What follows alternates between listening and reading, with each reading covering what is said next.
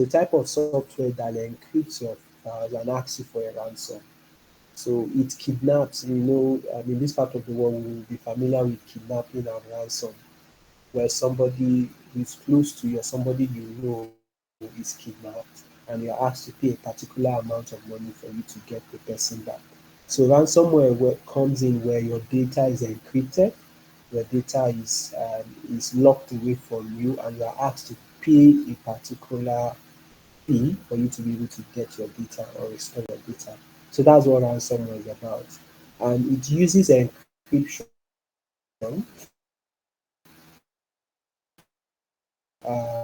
to your information. The information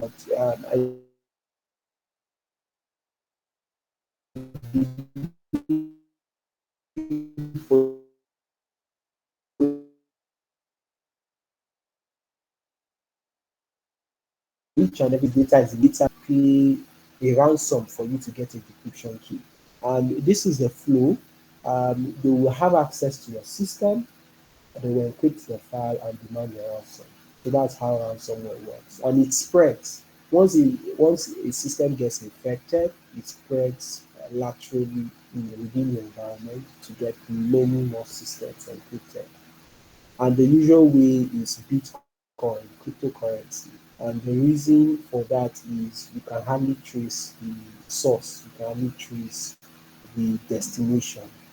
So, if you are familiar with cryptocurrency, you know that it's one way which attackers use to be able to get revenue. So it's like a revenue generating mechanism. And one thing they do with ransomware, they give you a deadline just to be able to emphasize urgency. So this is just a bit of introduction to ransomware. So now let's talk about the trends. Now ransomware has been around for a quite very long time. Um, Maybe recently you just started hearing of ransomware, but as far back as 1989, ransomware actually existed. And this happened in a World AIDS conference. So they had a conference in 1989 on AIDS, and somebody shared three floppy disks. Floppy disk was what was used then. So the person shared floppy disks, took that floppy disk, inserted it to their computer, and what it did was that it encrypted their file names, not their files now, it encrypted their file names and asked them to pay an amount of money to a particular PO box. And the amount was $189. So that was the first instance of ransomware because the person who created the malicious software was asking for a payment before you can have access to your file. And in 2004, you had the GP code where that was when files were actually being encrypted.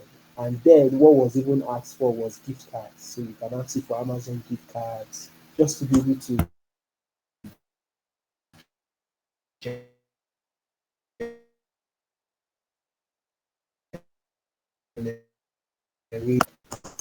now, but what really makes ransomware quite known today was between the year 2014 and 2017.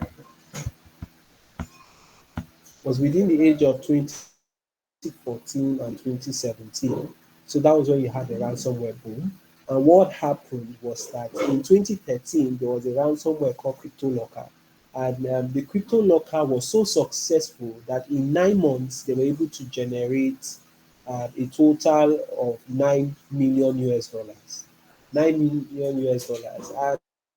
And they publicized that from ransomware, one ransomware they made nine million US dollars. And that opened the eyes of the attackers to it, like if you can make $9 million within 9 months, how much more a year, how much more 2 years. So it became a very lucrative business.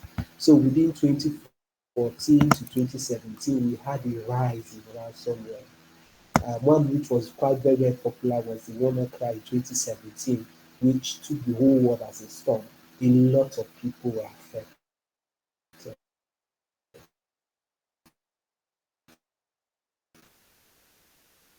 I people where their data was just encrypted. They just woke up one morning, it happened on Friday, a lot of people they had to sleep in the office on Saturday, on Sunday, Monday, just to be widespread from the attack, and was exploiting the Windows vulnerability, as you would see, as one of the ways ransomware gained entrance. So this was the boom of ransomware. That was when ransomware became widely. That was when ransomware became. I remember then going online to check types of ransomware based on the extensions of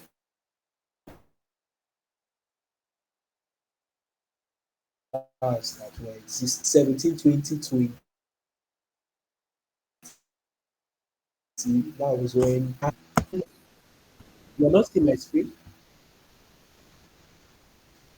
Someone is currently sharing his screen. Yes, she's getting. Okay, can you still see my screen or you can't see?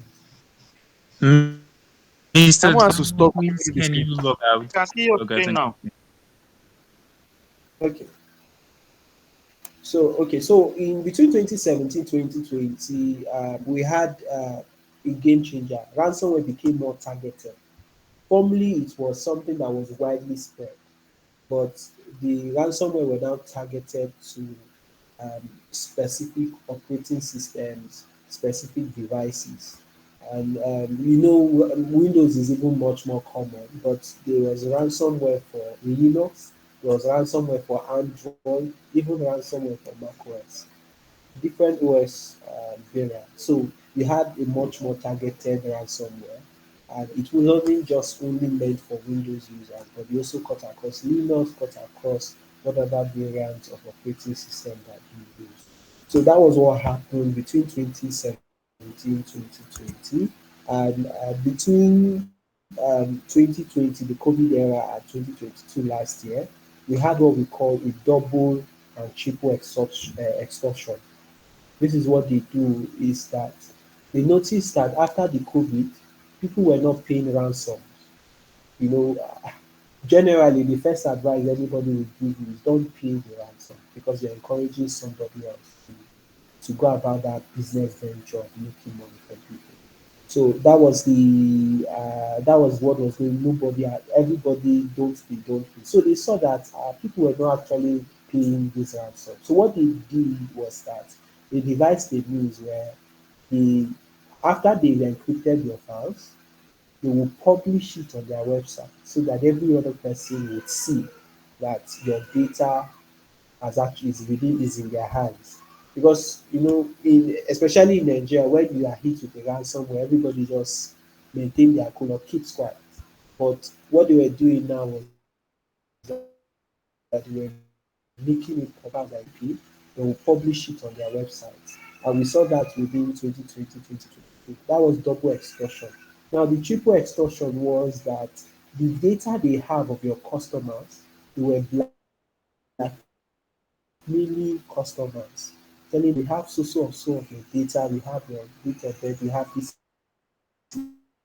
information about you. So that was what was happening between 2020 2022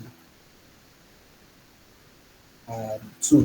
Now, in this age, 2022, 2023, we are seeing a new trend of ransomware attack, a new trend which is much more targeted because the attackers are looking for the big fishes. They pay the ransom. So they are more coordinated now with their attacks, and there's even a keyword which is ransomware as a service.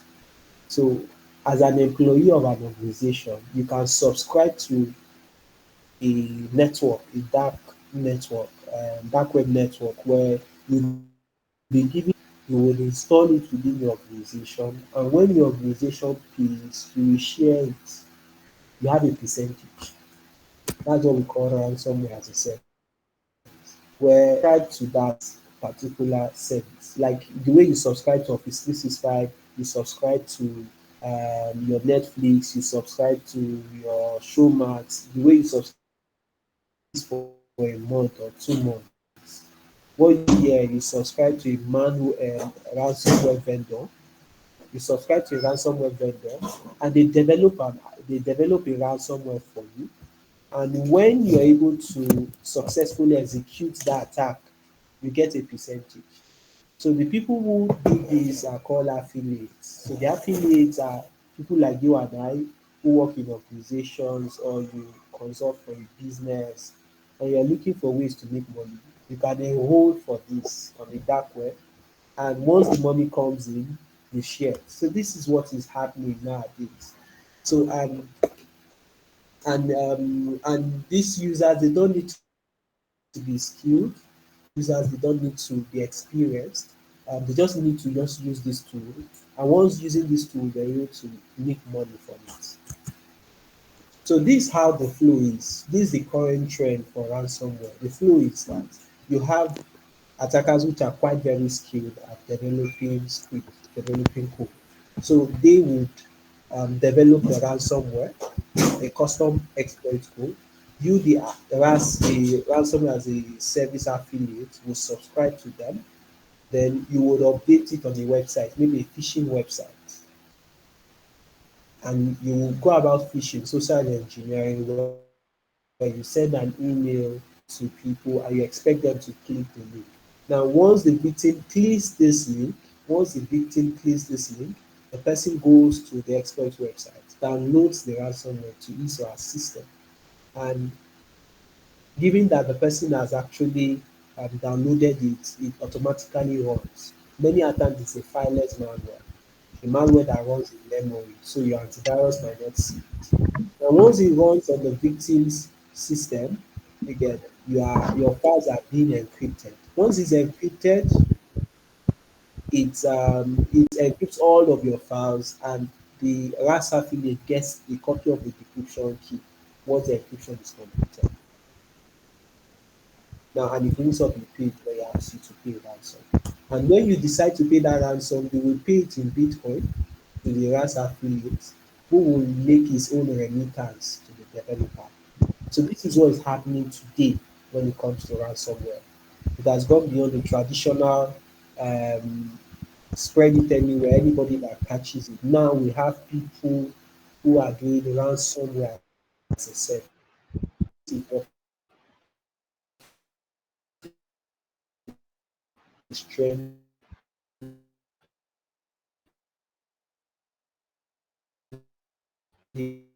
now is you might not have seen it before, but this is just a typical example. It might not be it might be that might be another example of ransomware. This was a WannaCry ransomware that hit many organizations in 2017. And this is what you will find. It will tell you that your files are encrypted. It will give you a deadline for the price to increase.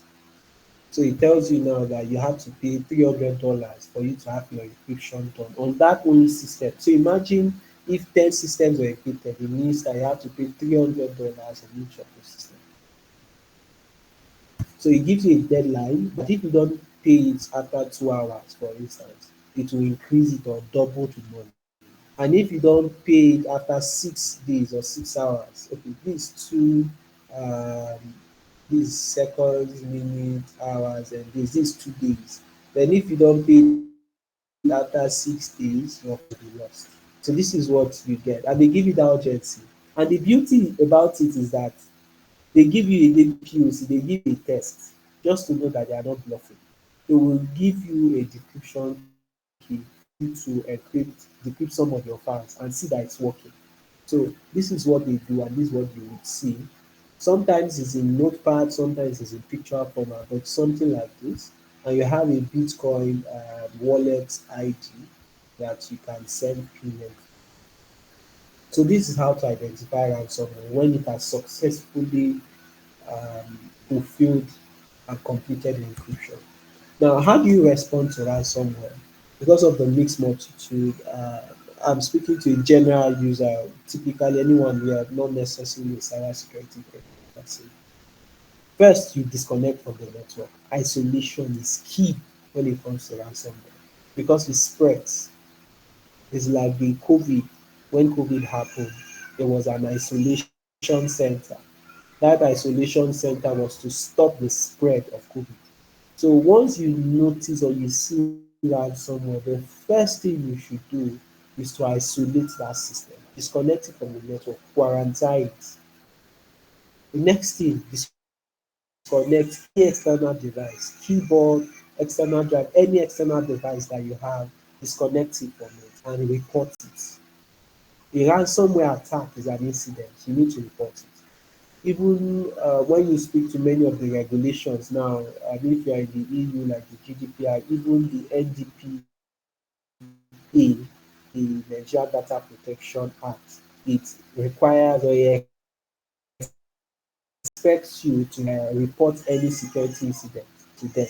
So you need to report it. And when you've reported it, then your IT or cyber security team will now need to look at it and see how they can do a reverse engineering, how they can reduce the impact and how they can get those files. Ransom. Let's say your organization is hit or you are hit.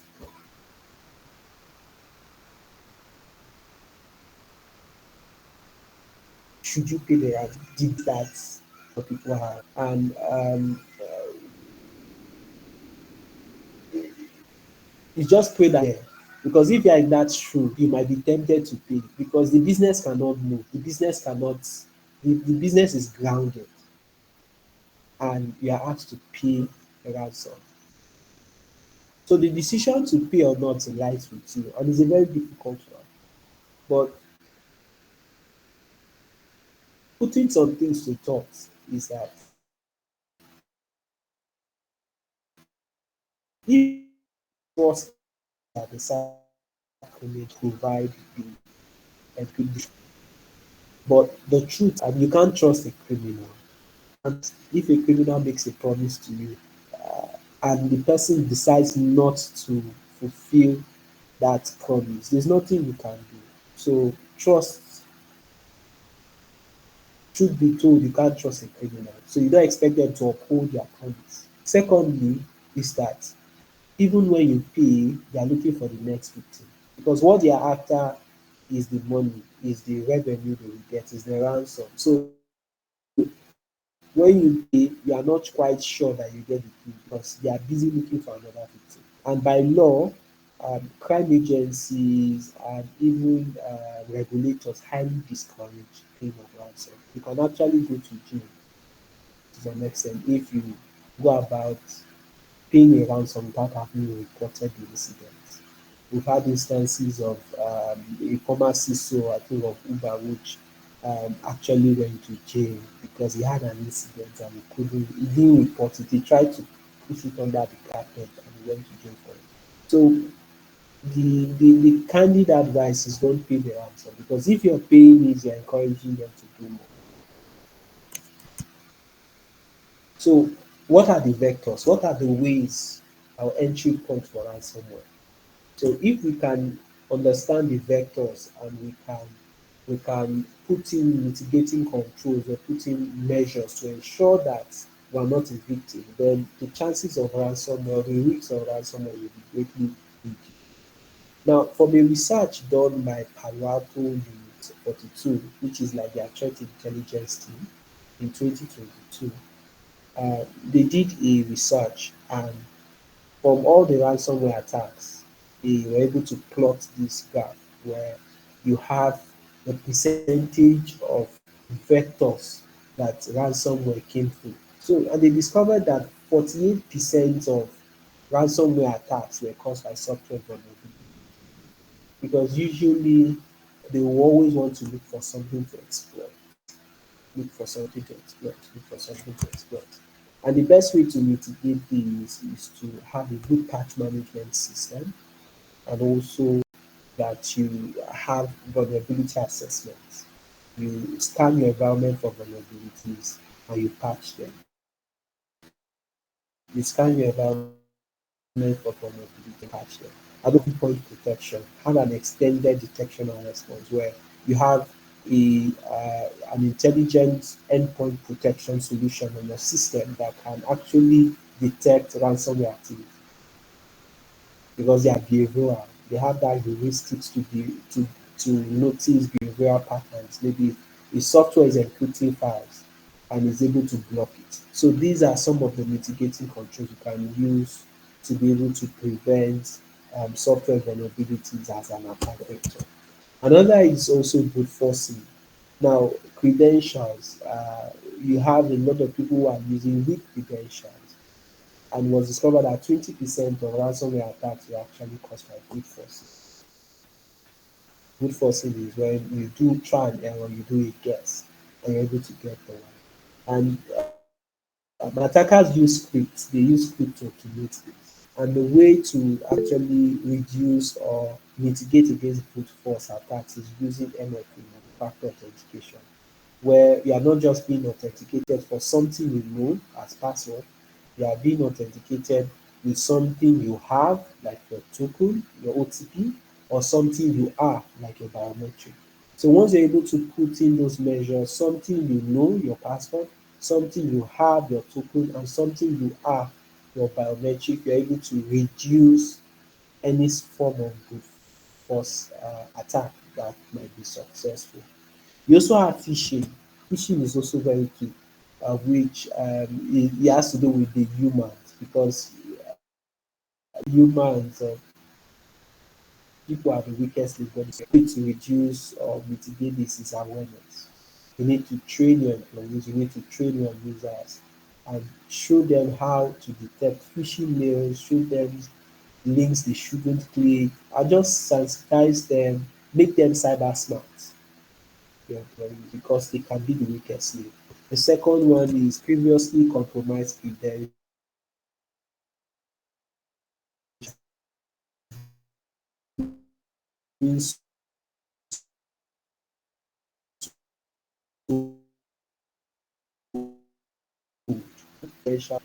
Core banking application, and they are selling it for a priced amount.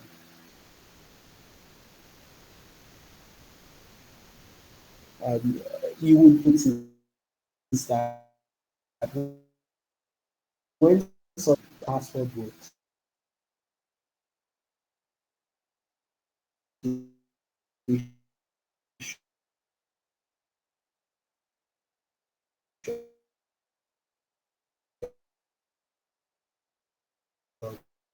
for it actually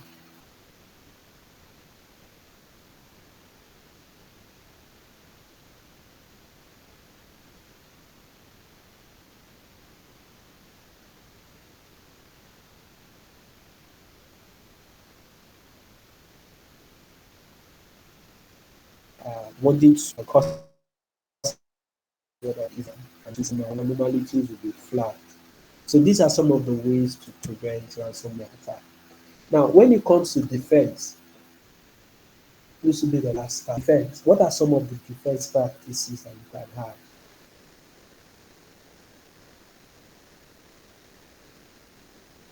The first is not a matter of if, it's a matter of when. When it comes to ransomware, it is not a matter of if ransomware will happen to you, it's a matter of when.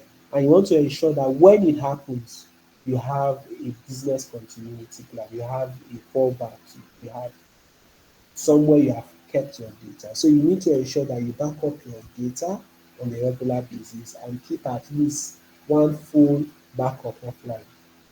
Don't be like somebody that his bag was stolen, and inside his bag was his laptop, his external hard drive, and his flash drive. All of the data was all in one bag, and that bag. But ensure, I remember an instance during the 2017 attack. This was first time because I had a colleague who had to help an organization. They were hit with ransomware, and what was Friday, they back up different. Now that last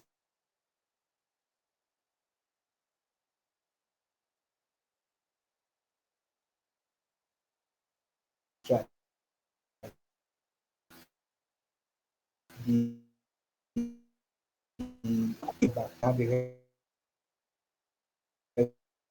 regular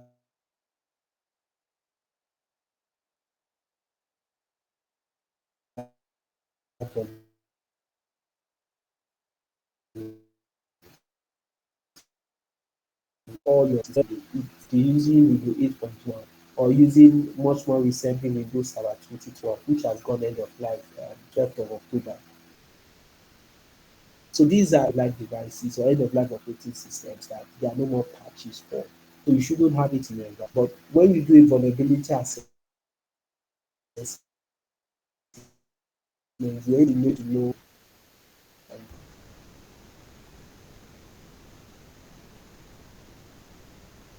actually find or look at the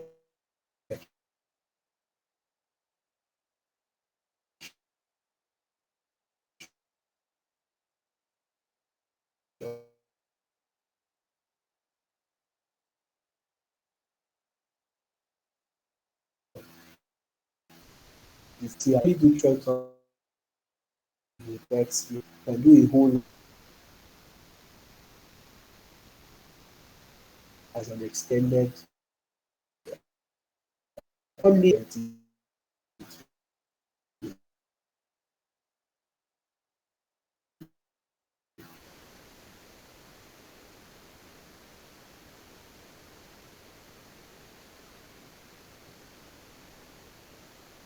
an easy way is what they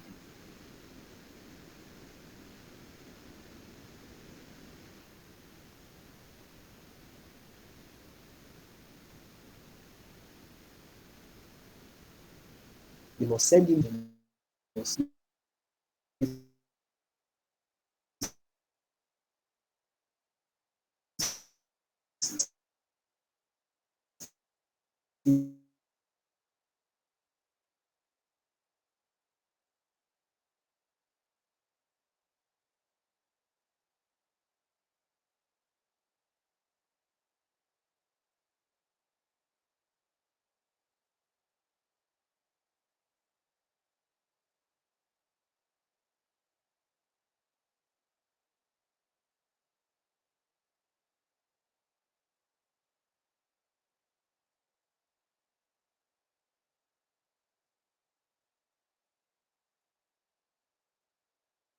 do that. They are seeing there's an email that was sent to you, but actually be quarantined. And if you know that you need that email, you will send the email or release the email. Another thing also, you need to monitor the security. Third party is really one of the example of what happened to SolarWinds. SolarWinds is one of the popular software that most organizations, even the US government, use. And what did the attackers do? They hacked SolarWinds, they modified the software, put in malware, and publicized it as a patch, as an update. And all the government agencies updated their system and they downloaded the malware. So you need to be sure that your vendors, whoever it is that is connecting to you via VPN, connecting to your APIs, you need to ensure that they actually have good security. And how would you do this? Is by doing third-party risk assessment. Then last of all is awareness. Train your employee from the gate man to the CEO, from the cleaner, everybody, train everybody, let everybody be aware of these threats. And that would help defend your organization or your business from ransomware. So thank you very much for the audience. We're open for questions. Thank you.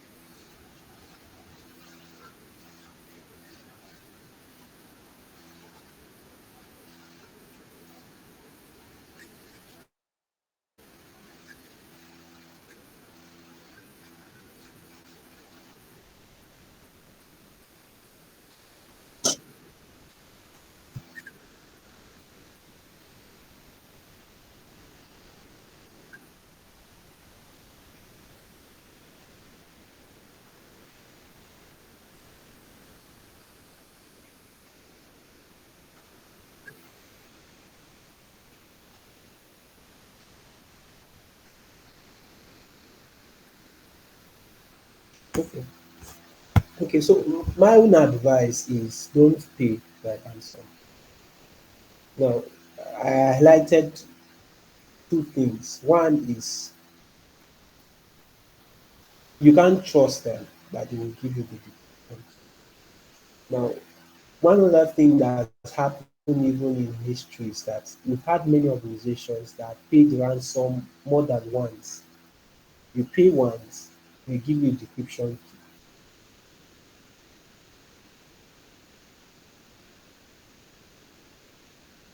After you can never attack again. They pay, and they just use that as a way of milking you. So don't pay one because you are not sure of getting the decryption. You are sure that your environment will be sabotaged. Secondly, is also there is also a law. Um, the government is also there. Yes, you might go to jail for it. This is where you as a security officer, you need to set ethics.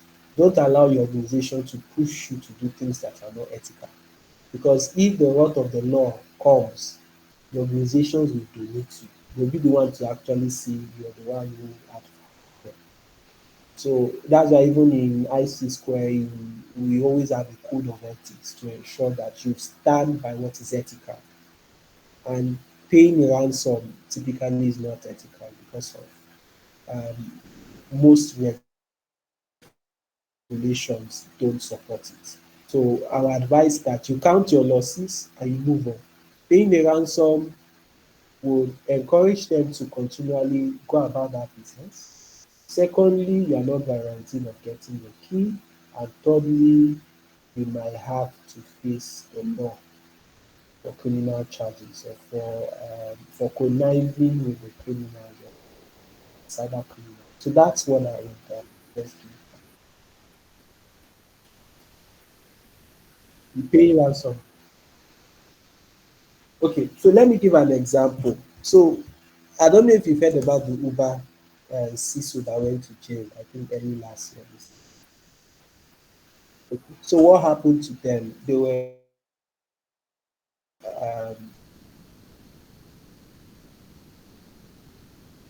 the CEO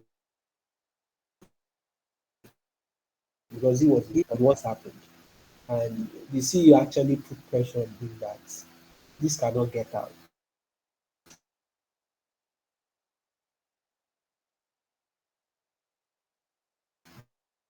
because if it's quite a challenge to the business because once you hear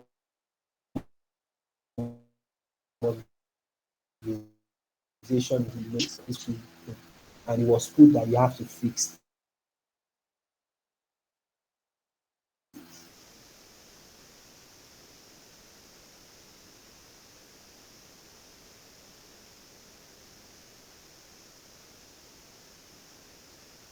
he got it happy.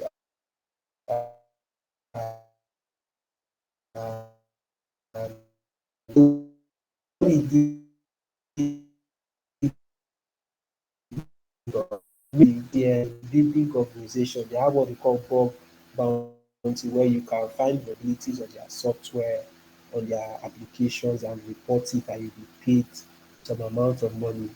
I've forgotten some platform that you can do that, like you get, but there are platforms